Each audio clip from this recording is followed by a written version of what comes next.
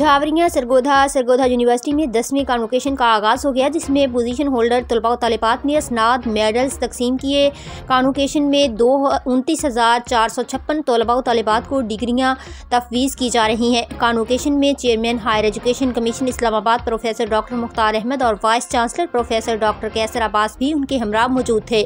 Governor Punjab ने तकरीब के दौरान 277 पोजीशन होल्डर्स को मेडल्स पहनाए और डिग्रियों से नवाजा। तकरीब से खिताब में गवर्नर पंजाब ने तलबा को डिग्री मुकम्मल करने पर मुबारकबाद दी और इस उम्मीद का इजहार किया कि डिग्री हासिल करने वाले तलबा अपने मुनफरद तहकीकी जहन के जरिए मुल्क व कौम के वक़ार में इजाफा करेंगे। Vice chancellor professor doctor Qaiser Abbas ने तलबा को मुबारकबाद पेश करते हुए कहा कि कॉन्वोकेशन का ये खूबसूरत लम्हा उनके ख्वाबों की ताबीर का दिन है। जामे सरगोधा के 10वें कॉन्वोकेशन में मजमूई तौर पर 29,000 से ज़ायद तलबा व तालिबात को डिग्रियाँ तफवीज़ की जाएंगी, जिनमें 79 PhD स्कॉलर्स शामिल हैं। यूनिवर्सिटी से डिग्रियाँ हासिल करने वाले तलबा व तालिबात के वालिदैन की बड़ी तादाद भी कॉन्वोकेशन में शरीक हुई।